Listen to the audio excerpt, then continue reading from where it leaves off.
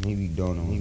This time, this time, this time, this time, this time to build, this time to build, this time to build, this time to build, this time to build, this time to build, this time power, this time to build power, this time to build power, this time to build power.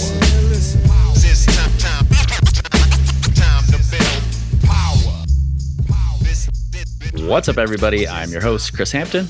And this is Nate Drolet. And Nate, we already did an underrated episode, the most underrated climbing training methods. I think overrated is a little testier to talk about because people are going to get their feelings hurt if they're tied to a modality that we say is overrated. So I think it's worth reiterating what we said in the first episode here, that overrated doesn't mean not valuable. Yeah. It's valuable.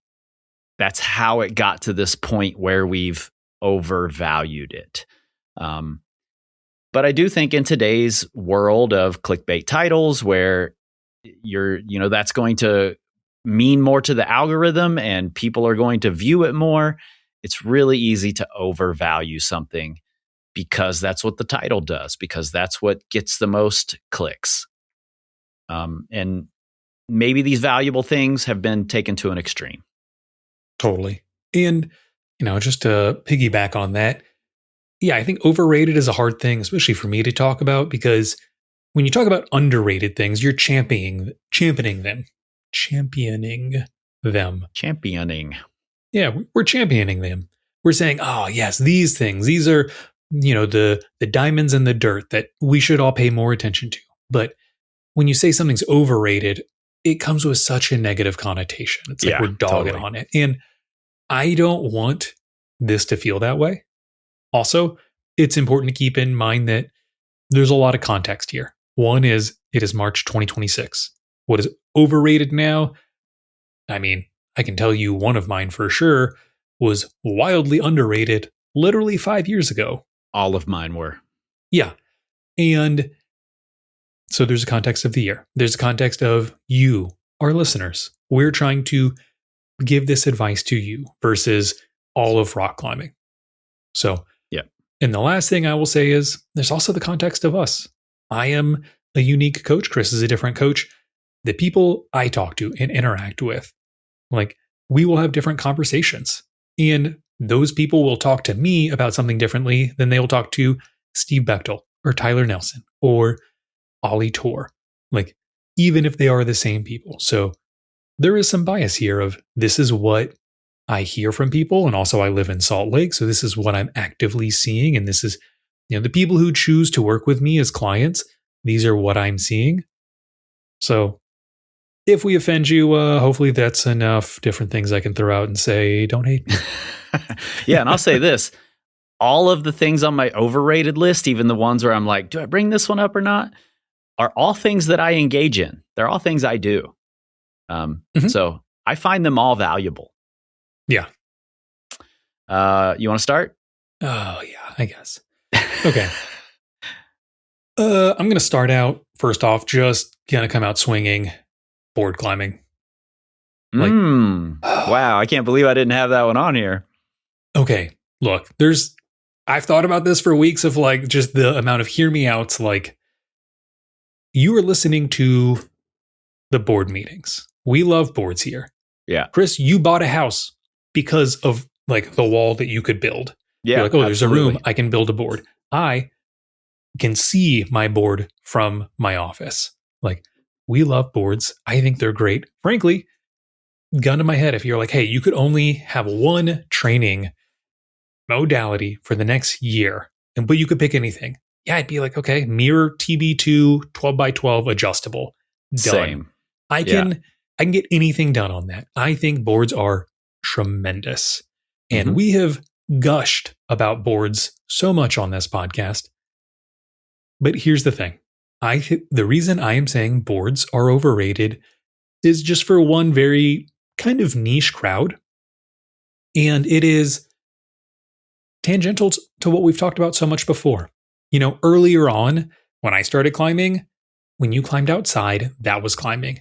And if you climbed in the gym, that was training. Didn't matter what you did in the gym, it was training. And we've talked about a ton how with sport climbers, sport climbing, that's climbing. But bouldering, that's training. It didn't matter what you did with bouldering. Bouldering got you powerful. Right. And this is how I am seeing board climbing used now. Not by everyone, absolutely not. I think it's a great tool, used well by so many people, but it's become such a great tool, frankly. Like the fact that we've got LEDs, we've got apps that got 50,000 plus boulders in them. Yeah. You can just kind of show up and vibe. And this is what I see a lot. People who are just like, okay, board equals better. Board means I'm stronger. So I'm going to go climb on a board.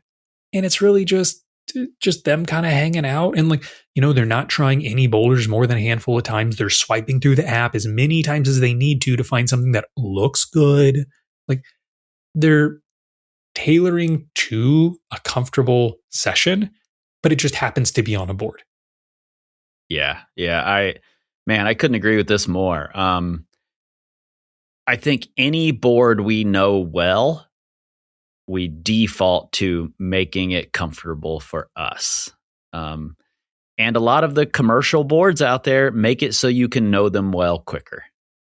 There's a limited hold set, which in turn, the fewer holds means there are fewer possible moves you could do, and that moves are going to show up in a repetitive way.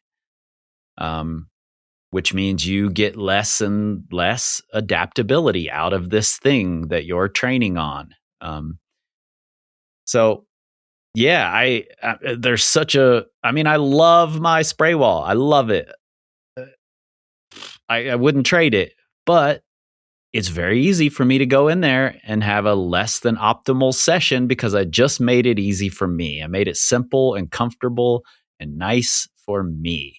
I can still be trying hard, but I'm not really getting out of my comfort zone. Yeah. Yes. And I will also say that depending on your experience as a climber and what the rest of your climbing diet looks like, are you climbing outside a lot?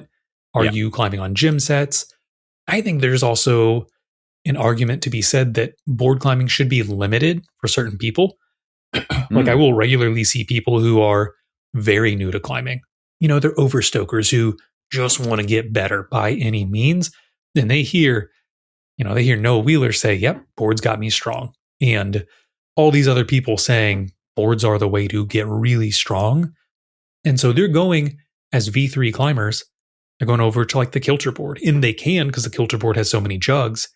And these are people who would benefit so much from commercial sets. There's a great interview with Ned Feely on the Careless Talk podcast where, and he's Mr. Beastmaker. He makes hangboards and holds for board training. And this is in England, home of in the board culture. Yes. Where it was birthed. Yeah.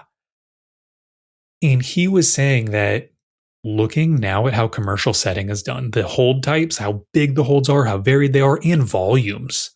He's like, dude, people are coming out.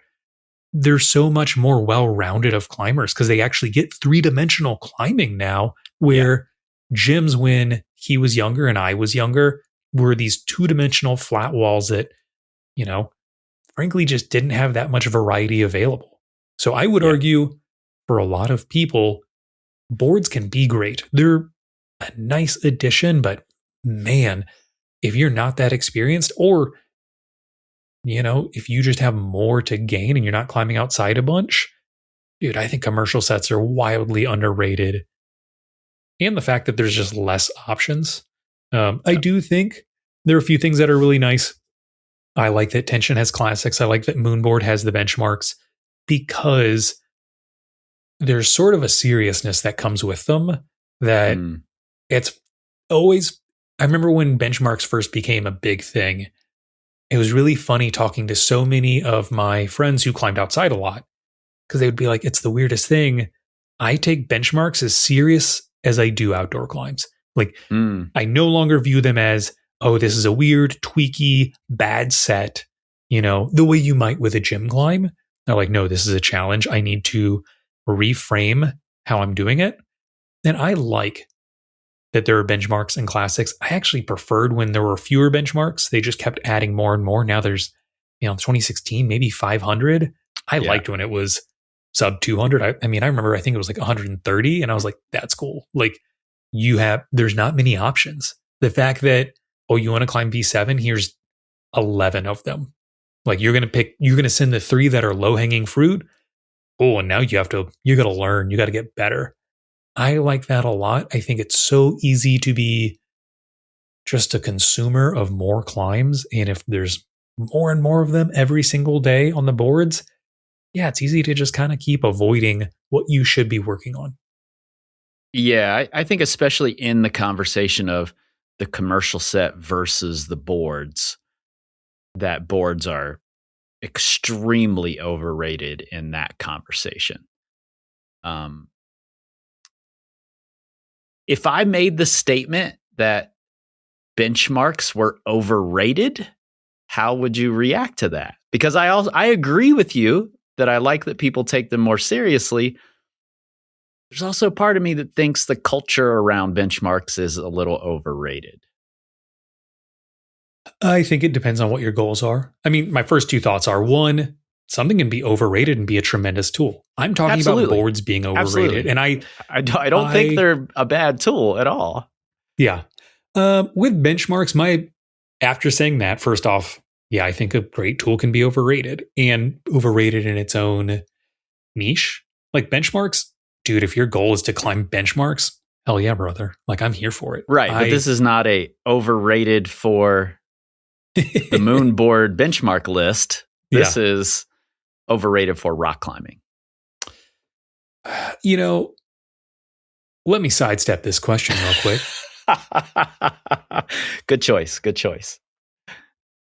I think that if we look at the board market and how many boards have entered the market and how many different variations of boards there are, I think that's a pretty clear indication that boards have become overvalued. Because now there can be, everybody's got a board. It used to just be the moon board was the only thing that existed. I tried to sell a company eons ago on a system board because they had great holds that were mirrored. I tried to sell them on selling sets for a mirrored system board. And they were like, it'll never sell. Dude, and I know. They and that was missed the boat. I was going to say that was the year before the moon board took off too. I remember this. It was before the tension board existed, mm-hmm. So this is one of those interesting things that's flipped from dramatically underrated. The moon board used to be dramatically underrated, boards in general. And now I think we've just flipped to the other side. They're a really valuable tool, but we maybe place too much value on them over other things. Yes. And to me, my biggest thing is I think there's too much passive value placed. Just being on a board does not mean you're getting better. It is, in my mind, still such a tremendous tool. We've spent so many episodes talking about this. There's a million reasons why boards are tremendous training tools. Yeah. But to me, I think there has become a bit of a passive attitude of, I'm going to go train, aka I'm going to go climb on the board. And you can train on a board and it's going to be great. It's going to be one of the best systems you have for training, but we still have to do the work and be diligent with our training and actually check those boxes. Just showing up and being on the thing isn't going to solve our problems for us. Yeah, I agree. My first one is going to be powerlifting style training in general, maybe even specifically the deadlift. Okay. I still do it.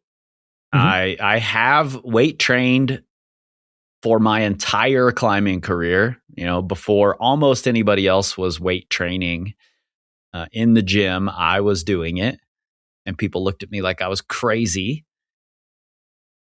But I think it swung from being one of the most underrated things to being one of the most overrated things.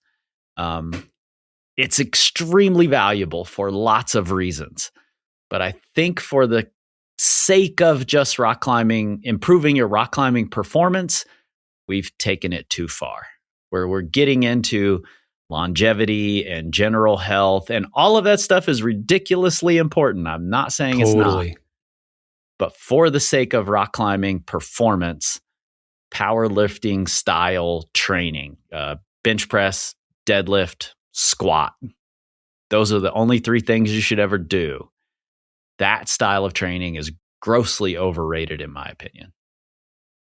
Yeah, I mean, a few things here. First off, I remember, I think it was maybe 2 or 3 years ago, you were sharing some old posts from the Power Company blog, and you had shared one, and someone was like, "Hey, I feel like," they directly messaged you, and they were like, "I feel like you're ripping off, this post I just made. Yeah, you stole my post, like with this." And you very kindly were like, "Hey, check the timestamp." And it was something like a 12 or 13-year-old blog post. Yeah. And you were like, "Hey, I've been right." And the post was about how climbers should be lifting weights. You have been talking about this for a very long time. And yeah, we've talked about this for a long time. And I agree with this. I think, once again, lifting weights is tremendous. And this really goes into the niche of people who train for climbing. I think if we're looking at the totality of rock climbers, honestly, lifting weights probably still underrated. There are a lot of people who just, Joe Schmo out at the crag or at the gym, dude, they will argue that lifting weights is the dumbest thing ever as they're falling on 510s. Yeah. And it's like, and their legs are sore from the hike end. For all of rock climbing, yeah, dude, I still think just having general strength is important. Also, there is a bias of, you and I both have athletic backgrounds. Right.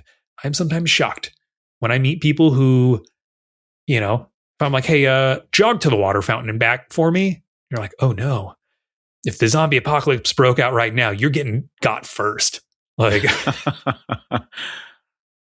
So overall, yeah, I agree. I think this is the perfect case of, this is a great tool, but I do think it's overrated. I also believe that the goalpost has been moved quite a bit beyond, hey, here's a good way to do some basic strength training for climbing that's way better than doing nothing. And you can do this for years. Yeah, I think that's a good message. I do think it kind of keeps getting pushed to being more and more, which kind of makes sense. If this was what I was talking about, then I would also push it more. And these things aren't untrue. It is good for longevity. It is good for all these things. And climbing is a lifetime sport. Yeah. But yeah, no, I don't disagree. Yeah, I wish there was more conversation. And maybe this is partially my fault for not having more of this conversation about doing different lifts that aren't the powerlifting style training. To improve climbing. I saw a Steve Bechtel video the other day where he said, if you only have 15 minutes, I would do Turkish get-ups, And last night, after climbing, I did Turkish get-ups and scapular control work. Yeah. Because I think those are dramatically underrated, whereas you have to be deadlifting is what everybody talks about when they start talking about weightlifting for climbing. So I wish there was more nuanced conversation about it, as opposed to just the thing that allows you to lift more weight is the best thing. So totally. There's so many fantastic lifts and movements for climbing. I do think there's a few things that have led to this. One is that it used to be very popular in a lot of podcasts, strength and conditioning and climbing, that a question would come up and say, well, if you could only have one lift, right? You could tell someone to only do one thing, what would it be? Yeah. God, and so many coaches would just be like, dog, no one only has time for one lift. Even if you only had time for one lift, you could superset it with another one. And so people or the would be next like, session, the next day that you have time for one lift, you do a different lift. yeah. And so it was kind of one of these things where you just shrug and be like, deadlifts, I guess. It's the most full body thing there is. But I mean, really, like, this is just a bad question. And I think a lot of people latched onto that. There is this mindset of we want 80-20 everything. What is it? 20% that gives us 80% of results. And we just try and squeeze the juice out of these minimalist things as much as possible. And I think it ends up kind of trapping us in a lot of ways. But I think that's one. The other thing too, and I could be wrong on this, but I think there are a lot of great exercises that maybe aren't the easiest to coach. And because a lot of rock climbing coaching is done through remote programming, brother, bench press, deadlift, squat, those are a lot easier to have someone set up a camera and you say, yep, get more weight into your heels or hinge more to start the lift, whatever. Versus, and there's some great ring exercises, some wonderful kettlebell exercises that if you're not in person, they can kind of suck to coach. Yeah, for sure. All right. So this one's kind of funny. It's mostly, I was saying last time, I got one that more or less I consider underrated. So I just spun the wording to make it an overrated because I couldn't get rid of this one. So I think it is overrated to not embrace seasonality. Okay, let me think through this. I know. I did some work here. I had to do some wording, some double negatives, had to do a lot of heavy lifting. Basically, what I'm saying is you should embrace seasonality. Yeah. We are so stuck right now in this idea of you got to do everything all the time. Like we know, I can't train hard all the time and I can't perform all the time, but you're still trying.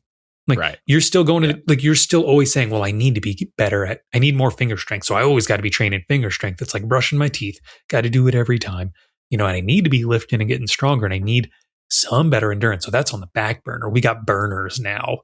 Like, the only thing burning is you're burning out. Like you need seasons. No professional athlete goes hard year round. No, even Olympians take time off. They have off seasons. They have performance seasons. They have scrimmage seasons. It is so, so valuable to break up seasons of your life. Because honestly, it's also more fun. It is very important to say, okay, like right now, I'm going outside, I'm climbing, I'm having a good time. I'm just going to try and move well. In the next 2 months, I'm here to have fun. And then after that, if you're like, okay, I'm going to train really hard. Now we're going into a training phase feeling fresh. If you think you train hard 48 weeks of the year, I'll tell you right now, you don't.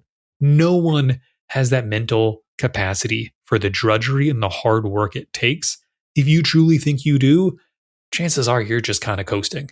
Like, and a lot of people too, look, if you're hearing me and you're like, no, but I need progress. Are you making it currently? Like, is doing this combined training method of doing a little bit of everything you need all of the time, is that actually making you meaningfully better? For a lot of people, I'm not seeing it. And I think embracing seasons. I think, can we call this everything all at once is overrated, or performing year round is overrated? It's funny. Training hard and performing year round is my initial working title for this. I think it's overrated. Yeah, I agree totally. And we've talked about this before, that when I was in Cincinnati and there were clear seasons to, I'm not going to go try to perform my best in the red in July and August. I'm waiting for it to be colder. So those months, I'm getting more work done. I'm in the gym more. I'm preparing for the time I'm going to be spending outside during those seasons. That's when I was climbing my best. It's hard now that I live in a place where I can literally climb year round. Especially this year. Like this year, I was like, okay, I'm dedicating the winter to training. I'm doing this the way I used to do it. I'm not going to the one area that we can climb at in the winter. I'm staying in the gym. And then it just hasn't snowed and it's been 50 and sunny the entire winter and I can go bouldering wherever I want. Yeah. I'm like, wow, I really like being outside. I really like putting up new boulders. So I haven't been in the gym as much as I would like to. And I know the result of that is I'm not going to perform as well come springtime, and the boulders I really want to climb on, when they melt out and I can climb on them, I'm not going to climb as well as I could have had I spent the last 3 months hunkered down and just training and not trying to also go outside and perform. Yeah. So I feel this one acutely in my soul. Yeah. Ironically, I think it's way harder out west as well. Because when I lived in Chattanooga or even in Kentucky, it was easy. I mean, man, I remember one of my best training summers. I was training like 2 days a week. I would go up to the barn above Miguel's. It's like this, I don't know what it is now. It's like terrible, like 60 degree, maybe 12 by 12, like 40 total holds, which is not much for that space.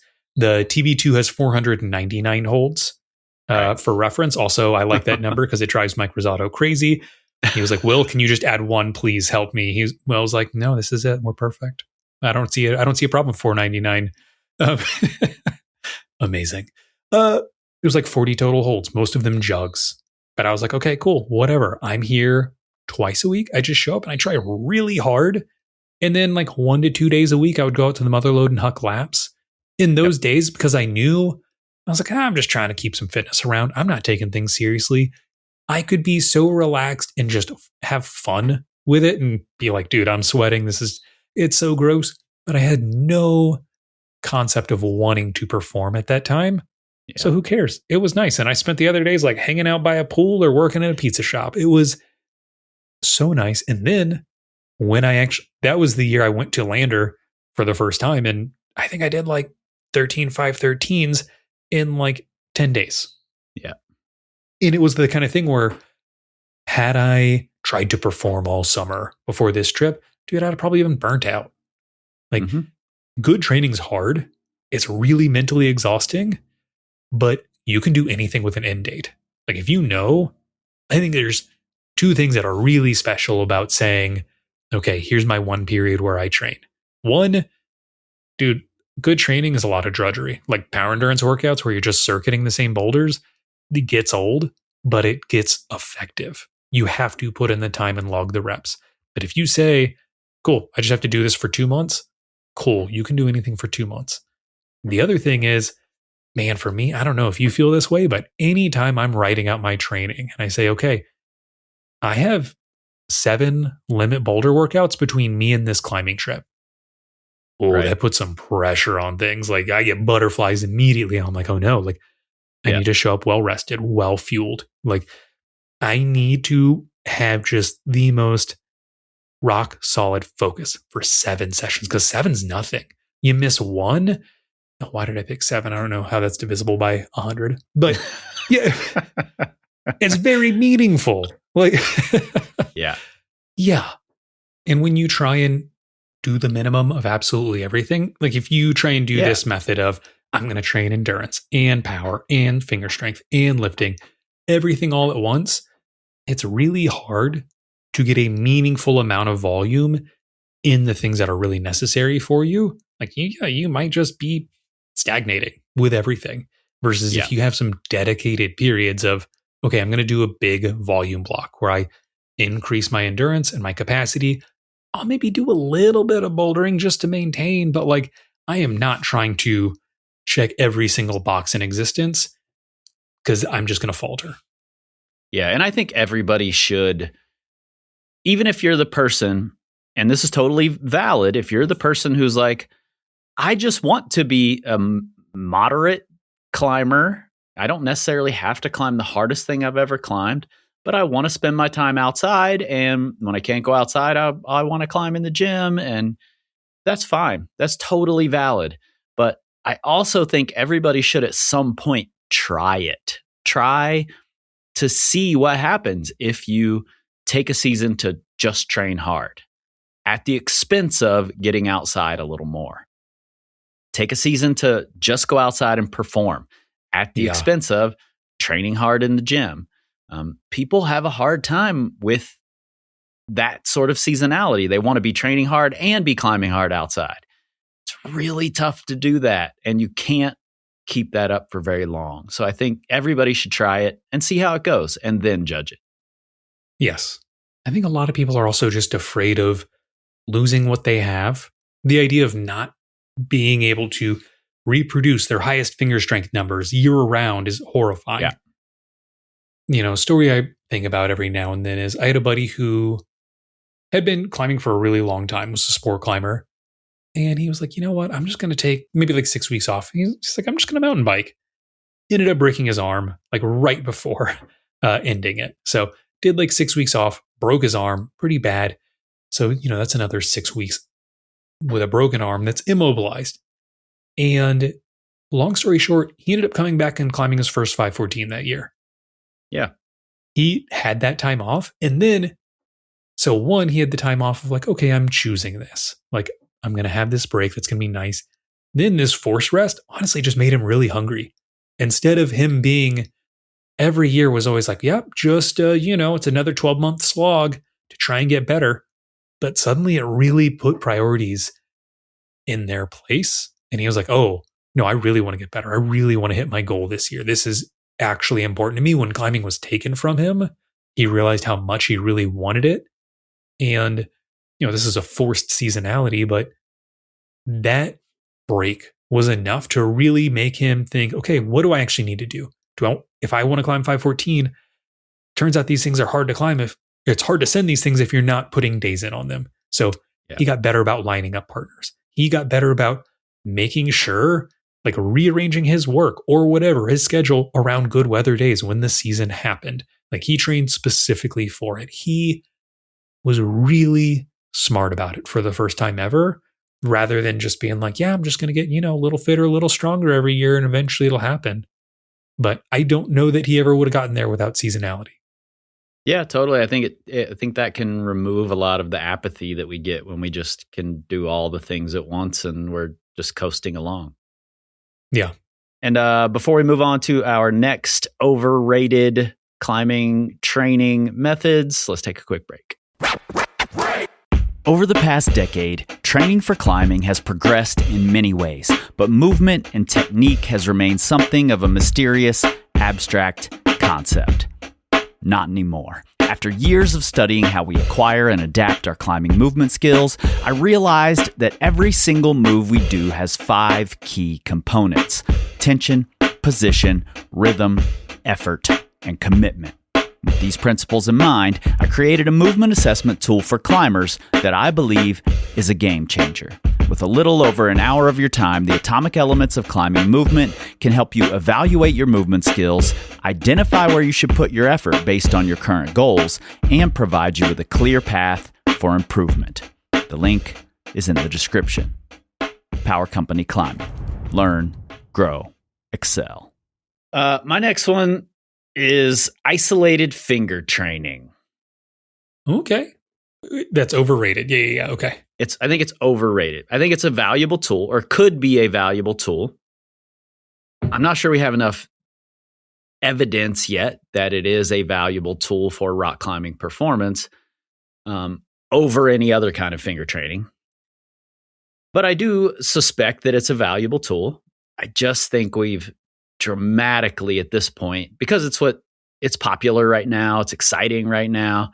I think we're overvaluing it. And my suspicion comes from the fact that we decided as a collective climbing community that finger strength is what we've called it. We don't know if that's exactly what it is, but that's the name we've given it, is important based on doing studies where your hangboard numbers are predictive of your climbing ability. Small studies, but studies nonetheless. That's how we've decided finger strength is important. All of those studies, all of that evidence also was with the arm overhead. It was hanging. It was the shoulders also involved. Your core's probably involved in a different way than if you're picking something up off the ground. And the way I see people isolating their fingers or trying to is by taking the shoulder out of the equation, which I think comes from people saying, my shoulder's what's limiting me in my hangboard workouts. So I'm just not sure it's the greatest idea for that reason to take the shoulder out of the equation and try to isolate the finger strength. I personally prefer the more holistic number of hanging so that the shoulder is involved. The training, though, I'm not sure. I do think it's overrated just because we don't have enough evidence. I think that's fair. I don't think it can be stated enough how much the chain from your toes to your fingertips, everything in it is so valuable.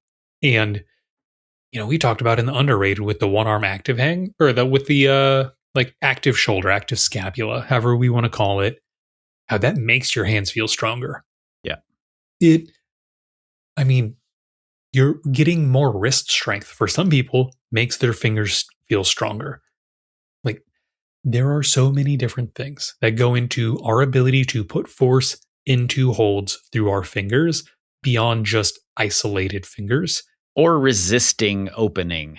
As opposed to putting more force. I think both of those things are valid ways to climb, and you're probably doing both at different times. Totally. And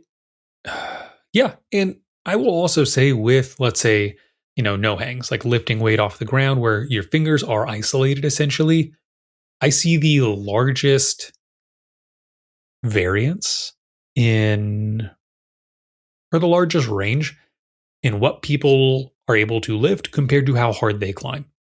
It makes it doesn't make a lot of sense to me. Yeah, it's a wild difference from what you can hang from on a hangboard versus your climbing ability, and picking up something off the ground versus your climbing ability. It's a much wider gap, or can be. Yeah. Look, interestingly, I know several people who can one arm hang a one pad edge who cannot lift body weight off the floor.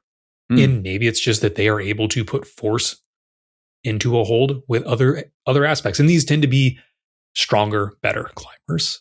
Yeah. More experienced climbers, essentially. That's interesting. I don't think I've ever tried to lift body weight off the floor. I don't think I have. The weight that I work out with when I'm trying those isolated finger lifts is considerably lower than what I hang with. Same, I think. Yeah. And I have definitely seen people who train isolated finger strength in this way. We're able to get to some very impressive numbers where they don't feel like it corresponds to the wall. Now, that doesn't mean this is bad. Yeah. Because clearly they're training something. Mm-hmm. And it could even be argued, looking at what these differences are, of saying, oh, you can lift this much from the ground, but if you're pulling overhead, there's this much of a difference. Okay, well, maybe we need to look further down the chain. And that's interesting information that I think is valuable. Yeah, totally. I agree. This one I think is tough because also my just most simple part of my brain is like more finger strength is good. Like it's hard not to feel that way. And I mean, if we're painting with super broad brushes, this is a good tool. And I think it is fine, to think of it in a very simple way sometimes, but I do think it's overrated. And there's just so much more that goes into feeling like your fingers are strong on the wall compared to what they can output while lifting. Yeah, I think finger training in general has swung wildly from completely underrated a decade ago to very overrated now. And maybe actually, maybe other types of finger training are underrated, where I think isolated finger training might be overrated. That's an interesting thought experiment all in itself. But I think it's a valuable tool. Overrated doesn't mean it's not valuable. 100%. Also, I agree with you that I do think there are certain forms of finger training that are very underrated. And there's some that are Minimum overrated. edge hangs or any kind of small edge work, I think, is probably underrated at this point. Been demonized a little bit.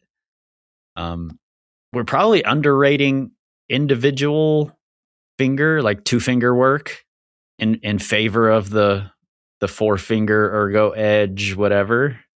Yeah, I personally am a big fan of training front 3 half cramp, back 3 half cramp, front 3 open, kind of going through a big mix. I see those grips carry over to performance on rock a lot better than only hitting the 4 fingers. I mean, the 4-finger, look, if you're just trying to check a box and do something minimum, yeah, that's great. But I do think, I mean, from my experience and from talking with other coaches and hearing other coaches' experiences, when it comes to performing on rock, being good at a mix of grip types, I think goes a very long way. And I think that is currently underrated. I agree. And one of the reasons I think this type of finger training is overrated is because I think we've seen the goals shift. And you and I have talked about this before. I think a lot of the times we see the goal being, I want to lift more off the floor no matter what. And that means I only have to get it up for half a second, you know? Yeah.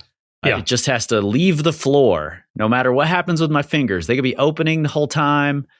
I hook it into my pinky to lift it, whatever. Turn the board to where it's in cut. So like have the cord running through the front of it. Different techniques to make it easier, but the goal becomes lift more. And that shouldn't be the goal. The goal should be to get better at climbing, and have that transfer to the wall. And I don't think lifting more means you're going to climb better. Agreed. I mean, I think that's a great point. I would say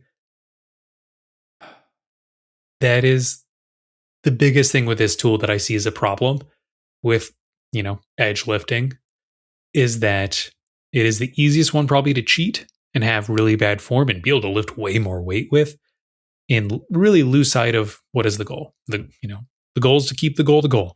So if you want stronger hands on the wall, we need to make sure our training is moving us in that direction. I do think design of the tools is very important. I think the way a lot of edge lifting tools are designed are, kind of incentivized to cheat. It makes it really easy. Like it's, if I hand someone something and I say, hey, just use this tool, they're just going to do what's intuitive. And if you go to lift, let's say with a tension block or a Fingers of Fury or almost all of them, because they all have the pocketed edges. Yeah, you're just like, oh, okay. Like, yeah, let me just get my pinky into the corner because that's going to feel way stronger. And so you do that. Also, most of them are set to be slightly in cut, or like with a tension block, you can make it in cut. Yeah, I do think the edge lifting is the biggest realm of ego lifting that we see in climbing. And we're behind the times. Like I sent you a photo the other day that I found. Of it wasn't the world record, but it was around the same time period. The photo was, and it's of a person standing on a platform that's, several feet tall. And the platform has a hole in the middle, and there's a cord that runs through that hole, and that's where they lift. So they don't have to have this weird setup or shrug their shoulders way up. They don't have to stand on 2 boxes that are going to slip out from under them. They had platforms made for finger lifting back in the 1800s. And the world record for a mono lift was like 700 pounds or something crazy. It was upsetting. So we're way behind the times anyway. Yeah, that's great. That's wild. And I agree with this. I think this is one of those ones that the tool itself is great. I think there's a lot of use. I think that as we get more information about how to incorporate it into climbing, and frankly, as the tools improve. I think there's a lot of room for growth there that will make it to where we will be engaging with the edge in a way that's going to have better carryover to the wall. I think it'll only get better. But as it is right now, I think it's an easy thing to abuse. Yeah, totally. I'm going to throw in a thing here. I'm going to ask you a question before we wrap this up. Ooh, and then I got one thing. I've got one thing that I think is currently well rated, which is okay. Do yours first. Do yours first. Okay, I would actually say that a few years ago this was wildly overrated. I would say right now, I think it's actually kind of hit a nice middle ground, and that is training like the pros. Oh, yeah. Okay. Yeah, I could agree with that. It used to be that was the thing. I mean, there were several podcasts out there that were in existence that basically would just be like, hey, pro climber, how do you train? And then it was just, several hours of talking about that. And brother, we went through a lot of years of just having to constantly, have headaches of rolling our eyes.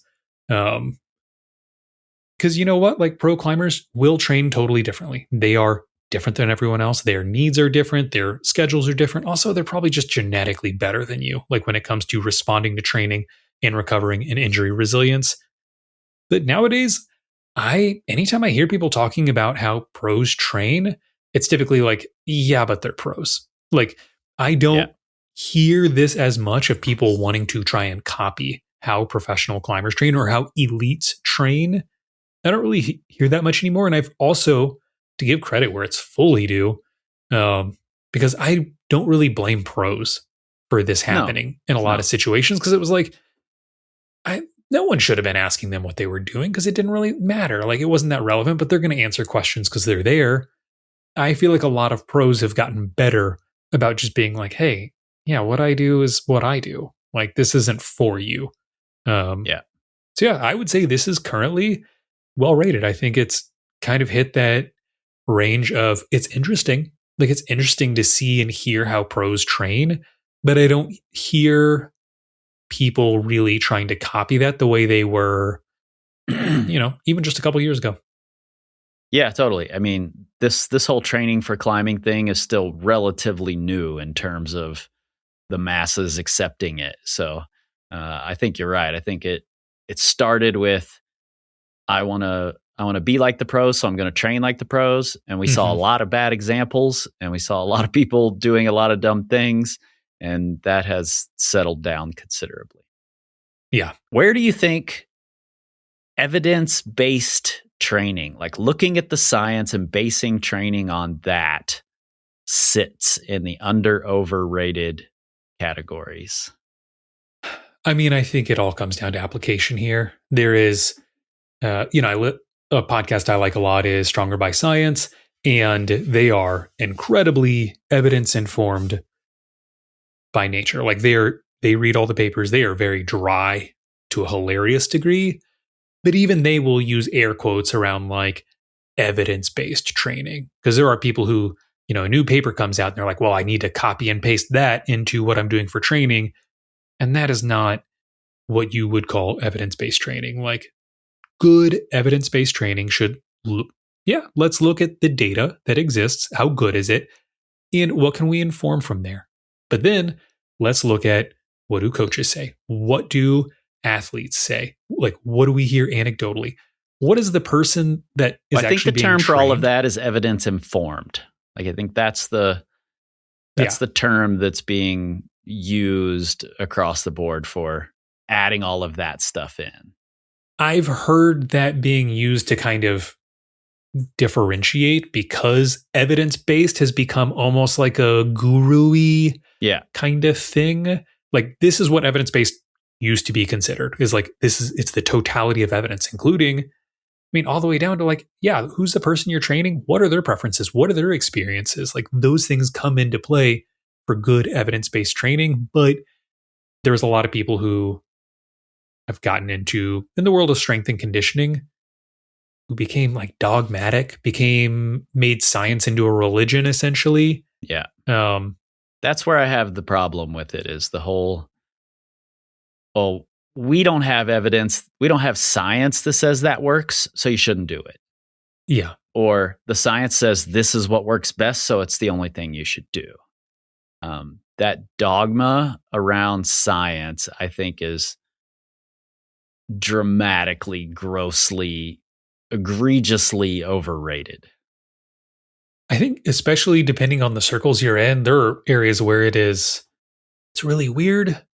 And then I think there are people who do a really good job of parsing through it. But yeah, I agree that there is a range where it is very overrated. Like the air quotes evidence based. Like it is now kind of one of those things if a trainer writes evidence based in their Instagram bio, you're just like it's one of those things you shouldn't have to say. Like, and if you're saying it, like, what are you actually trying to say? I'm speaking, for anyone wondering, I'm speaking more to the world of strength and conditioning. I'm not speaking directly to climbing. Because this is, that you want to talk about data and numbers. There's a lot more people who are strength and conditioning coaches and in that fitness realm. So I see that a lot more. But yeah, I think this is one of those things that is, I get it. As a coach, you want to feel like you have the answers. Like I was talking with a physical therapist about this the other day and how she is, she feels personally torn because there are certain things she's like, I feel a lot better when I foam roll. And like, it feels like my legs just stay healthier, even though I see the research. She's like, there is this split, but yeah, if you're trying to be good at your job, which most of us do, every coach I know wants to be good at their job. I understand wanting to have a book, a recipe book that you could look to that's just like, hey, here's all you need. Here are the perfect answers so that you can't be wrong and you can just trust in this. And I think for a lot of people, they want the evidence to be there. And man, in rock, like it's not there in most things, and it's definitely not there in rock climbing. Like look to what is there. Absolutely. Try and inform yourself as best you can. But in rock climbing, like if I was to wait for the evidence to show up before doing anything, brother, I'm going to die first. Like it's not going to happen. It's not in this administration. Like research isn't getting funded. Yeah, for sure. I think foam rolling is a great example of why I feel like this is so overrated. Is it's totally misunderstood. Like science has been overrated in what it does. We can look at the evidence of foam rolling and say, well, this evidence says foam rolling doesn't work. But what does work mean is the question. And what are they measuring? What are they actually saying? They're not saying foam rolling doesn't do anything. They're saying foam rolling doesn't do this. It doesn't improve tissue health in the way that we've measured it. It doesn't make you more flexible in terms of elongating your muscle fibers. Yes. But it's not saying it doesn't make you feel better or it doesn't improve performance for some people. They have to measure something. So they measure a thing, and that may not be the mechanism that's actually making people feel better, So that's where I think this misunderstanding of science is where the overrating of looking at the evidence comes. Is we think they're saying one thing when that's not even actually what they're saying. Yeah. And also this should go without saying, but Kris and I both have a tremendous amount of respect for science and for researchers. Oh yeah. Any researcher I've talked to, man, they're the ones who will cast the most doubt on what it is that they're actually doing, in the sense that they're just like, hey, this is a very specific thing. And this is how science works. Like you have to ask incredibly specific questions with a lot of controls. And it takes hundreds and thousands of data points to really form more of a picture. And the goal is to just be a little less wrong over time. Science and the scientific method is the best process we have for understanding truth and to be a little more wrong and to move better and smarter in this world. We are pro science here. Yeah, absolutely. I get emails every single week with any paper that includes the words climbing, sport climbing, bouldering, finger strength. There's a couple other keywords in there, but I get emails every week with any paper that includes those terms. And I read almost every single one of them, So I want to know what science is saying. I just try not to take it further than they actually are. Totally. I want more evidence out there. I am thrilled when people are out there doing it. But yeah, we have to be honest with what it is. Yeah, and if you're a person who right now is like, you don't understand science, go listen to my episode on this podcast with Rob Gray, who's one of the top movement and motor learning experts out there. Hundreds and hundreds of papers published. And he and I have a long discussion about where sports science is failing the coaches and the athletes. And you probably won't agree with him either, but maybe it'll make you feel more wrong. All right. Nate and I are both on the YouTubes where we explore a lot of these topics even more in depth. You'll find those links right there in the show notes. And if you are in Salt Lake, you can work with Nate in person or in the Salt Lake area, or you're traveling to the Salt Lake area, hit him up. You can also book consultations with Nate and talk to him over the internets. That link is right there in the show notes. And if you want to dig more into these topics, our somewhat monthly newsletter, it kind of just happens when I'm ready to talk about a subject, and that isn't always on a schedule. The Current is a great place for us all to learn, grow, and excel. You don't know. This time, this time, this time, this time, this time, this time, this time, this time, this time, this time, this time, this time, this time, this time, this time.